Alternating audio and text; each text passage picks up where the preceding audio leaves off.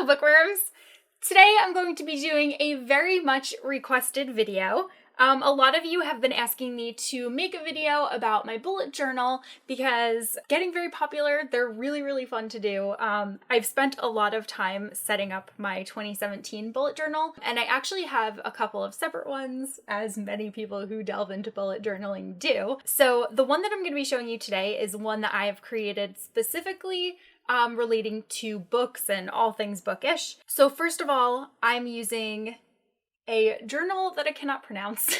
For some reason, all of the supplies that I use are like very hard words for me to say, but I'll leave a link to it down below in Amazon. It's like the official bullet journal. It's I want to say it's like Lectrum or something, but again, cannot pronounce it, so I will just leave a link down below. So I have the medium size, and I chose to get this pretty blue color. When you open it, there's going to be a space to write your name and address, which I actually did not do yet, nor did I create my title page because I don't know, I just haven't yet. So first here we have the index, and this is going to give you like a little overview of what you have in your journal. So I set mine up for the year of 2017. I'm going to be doing pages by month, but these are the things that I'm going to be keeping track of like yearly in the beginning that I wanted to set up first, and just some like fun pages. So the index lasts for a couple pages, and I like that it's built in, which is nice, and all of them come numbered, so it's really easy to just rely on that. So first I made a little like Hogwarts profile for myself. I drew a Ravenclaw tie, I drew a Nimbus 2000, some Quidditch goalposts, and a snitch, and I just outlined like what house I'm in, what my Patronus would be, the kind of wand that I would have, my pet, my favorite subject, favorite professor, favorite spell, favorite potion, favorite book, favorite film, and then I also added in my Ilvermorny house. Then on the next page here, I made a 2017 stats tracker.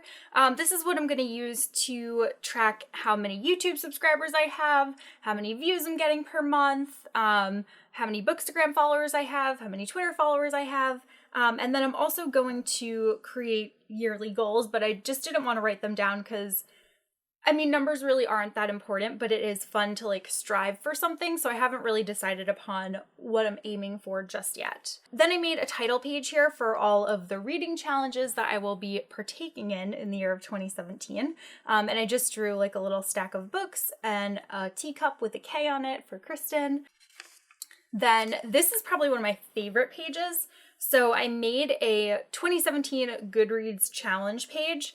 I've seen some trackers like this, but I decided to make each of mine a book. So each time I read that many books, I will color in that book on this page. I had it go up to 150, but that is not my Goodreads goal.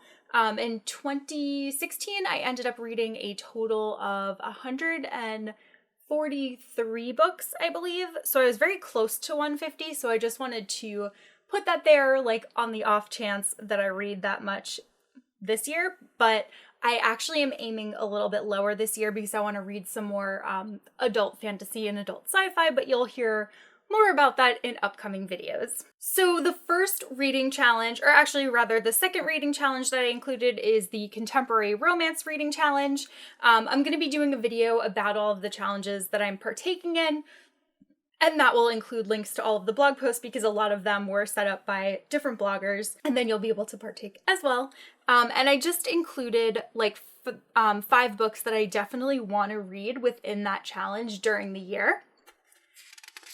Then on the next page, I have the Flights of Fantasy reading challenge, as well as the 2017 new releases reading challenge. Actually, the Flights of Fantasy reading challenge, one of the co-hosts is Alexa of Alexa Loves Books, and she's also a booktuber, so you should go and follow her. But the rest of them are mostly bloggers. Then I have the Diverse Books reading challenge, the Rock My TBR reading challenge, and again, I listed 5 books under each that I really want to get to this year. And finally, I have the Series Ender reading challenge, and these are going to be for series that I want to complete in 2017. Then my next page says pages and stars, And on this page, I'm going to keep a tally of the books that I'm reading. So if I read a book that has 200 pages, I'll put a mark down here. If I read something with 600 pages, I'll put a tally there. And then at the end of the year, I'll just see like how many books I read, like whether I read longer books or shorter books or whatever might be the case. And then the same is going to go for the number of stars that I'm giving each of the books that I read. Next, I have my haul versus read page, because one of the things that I really want to do this year is to lower my physical TBR. So I want to keep track per month of how many books I'm buying versus how many books I'm reading. And then this TBR totals column will be like a plus minus sign of the number of books I've read or bought, whether there's like surplus or on either side. And then at the end of the year, I will figure out how many books I've hauled versus how many books I've read. And for this page, I just decided to do a couple of shopping bags with some of my favorite bookstores. Those are the Strand Bookstore, Barnes & Noble, and Books of Wonder. And all of those are New York stores, except obviously Barnes & Noble you can visit in many places. Then on the next page, I made a Spines with Wines page. Spines with Wines is the monthly book club that I host with Cassie and Melissa, and it's always on my channel, and we always pick a book for the month. So I just thought that this would be a fun way to like keep track per month of which book that we're reading, and then I'm also going to include how many stars I ended up giving it. Next is my series to finish page. So this includes series that I'm currently in the middle of reading, and then I would list out the number of books in that series and the number of books that I've read. And then once I read more, I'll X those off. Some of them you might be confused, like you might be like Throne of Glass, but that only has 6 books. But it also has the Assassin's Blade, which is the prequel novella, so I include those within the series countdown or tracker or whatever you want to call it.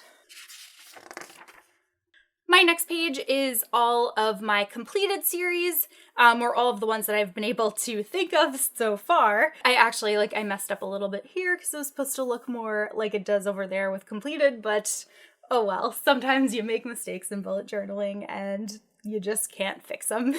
And it kills people that are perfectionists like me, but so it goes. So this is this page, and then these are actually like 2 of my favorite pages in my journal so far. So right here I have a series TBR page. I just drew a really big stack of books and I wrote down a bunch of series that I've been wanting to get into. And then I decided that as I start them, I'll color in the book once I read like the first book in the series, because I doubt that I'll be able to finish all of these series this year along with the other ones that I already feel committed to. And then again, I said that I really wanted to reduce my physical TBR. So I drew this page here, which is on my shelves, and I wrote in pencil on these names of books that are already currently on my bookshelves. And then again, I will color these in once I've read any of them. The only exception is that this bottom shelf here, these are all new releases that I'm really looking forward to in the coming year. And I thought it would be fun to include some of those since I am also doing a new release challenge, and I don't only want to read backlist books because there really are like a lot of things coming out in 2017 that I'm looking forward to. So I want to be able to color some things in as I read those too, because that's like part of the fun of doing this. Then finally, I have a list here of some bookish resolutions that I have for 2017.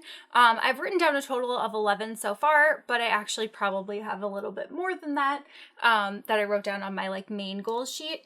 And then on the other side, this is actually kind of like a sneak peek of my January setup. So if you guys enjoy this video, then I will do more bullet journaling videos. I already came up with a monthly setup that I am planning on sticking to for the year. There's a couple pages that I have planned that I'm like going to use for each month. And each month I'm going to do a title page. So this is my January title page. Yeah, so if you want to see that, I can totally do another video and show you like my monthly setup as well as the like extra things that I add to my journal throughout the month, because in addition to what I have so far over here, I also have a whole lot of other ideas of things that I want to include in this journal. And I thought it would be fun to kind of insert some of them after months, just so that I can kind of break it up a little bit, and it's not just like January, February, March. It's like January, but then also like some fun lists or whatever else I feel like including.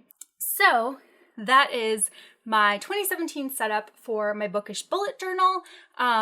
Like I said, I definitely have some more ideas of things that I'm going to be including as the year goes on, but I really hope that this was helpful, because I know I was trying to search like Pinterest and stuff for ideas on bullet journaling, and there's really not too much that's geared toward like bookish bullet journals. There are some very broad examples, and they're mostly like, these are the books I want to read, or like, this is the number of books I want to read, but it doesn't really go much further in depth than that.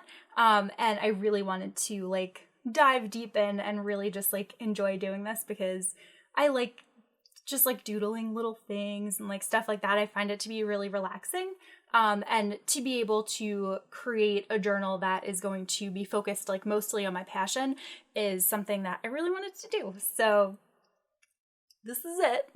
So I hope that you guys enjoyed this video. Again, let me know if you want to see my monthly layouts and all that kind of stuff as the year progresses. But I hope that you enjoyed this one, and I will see you all in a new video. Bye!